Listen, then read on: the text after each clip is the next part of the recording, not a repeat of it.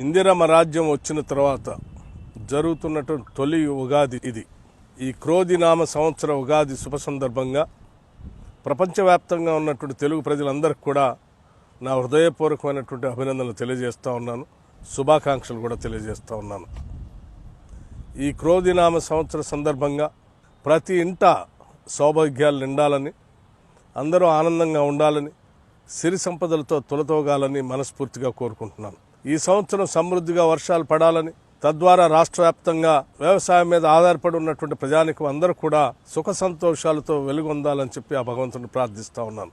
మరొక్కసారి తెలుగు ప్రజలందరికీ ఈ క్రోధినామ సంవత్సర సందర్భంగా మీ అందరికీ నా హృదయపూర్వకమైనటువంటి అభినందనలు తెలియజేయటమే కాకుండా, రాష్ట్ర వ్యాప్తంగా మేము ఇందిరమ్మ రాజ్యం తరఫున ఇచ్చినటువంటి గ్యారంటీలన్నింటినీ కూడా అమలు చేస్తున్నటువంటి సందర్భంలో లబ్ధిదారులకి, అట్లాగే ఈ ప్రభుత్వం ద్వారా సకల సంతోషాలతో స్వతంత్రంగా బతుకుతున్నటువంటి అందరికి కూడా నా హృదయపూర్వకమైనటువంటి అభినందనలు, కృతజ్ఞతలు తెలియజేస్తూ ఉన్నాను.